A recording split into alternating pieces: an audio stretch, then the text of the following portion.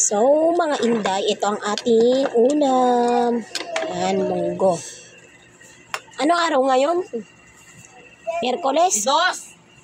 Huwebes. Ayan, munggo sa Huwebes. In advance na namin ang pagbumunggo namin. Darap. Ayan. Hanggang natin ng 1 gram na asin. Kasi medyo matabang. So, ayan yung ating pansahog natin. Ang ating walang kamatayan na chicharon. Tapos, syempre, lagyan natin yan ng ampalaya. Dagdagan pa natin ng chicharon. Chicharon na tayo bumawi. Okay, di ba? Ang daming chicharon. Mas masarap pag maraming chicharon, mga inday. Huwag nyo napansinin yung aking munting munting kusina ha. So, may kahoy-kahoy talaga yan dyan kasi pader lang namin ay kahoy lang. Kaya huwag na kayo masyadong dyan. Yan.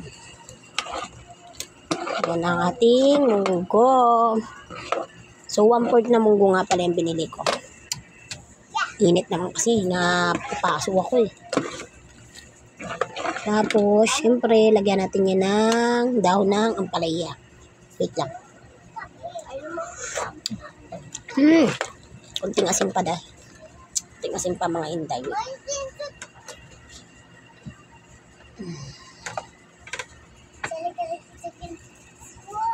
Kunti na lang kasi baka maging dagat. Baka maging dagat na itong mga inday. Yun ang pansinin yung mga anak ko. Ganyan po sila magmahalan. Lagi po sila nagrarambulan. Ayun, diba? Yung isa po, Pasko na sa kanya.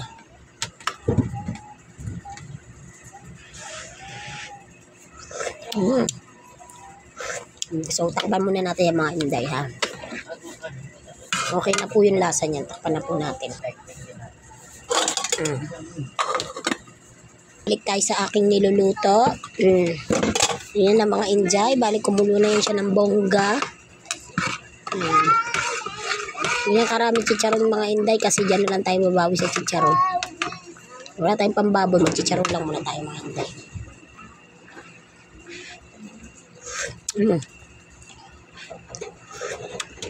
Ang sarap. Tapos lagyan natin yan ng ampalaya. Dahon ng ampalaya. Wala nga pala tayong kamatis dyan mga inday. Nakalimutan ko dahil. Kaya sibuyas bawang lang yan. Chicharon.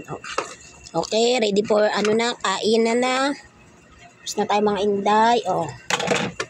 Marimay tayo dyan. Nandiyan na sa harapan mo.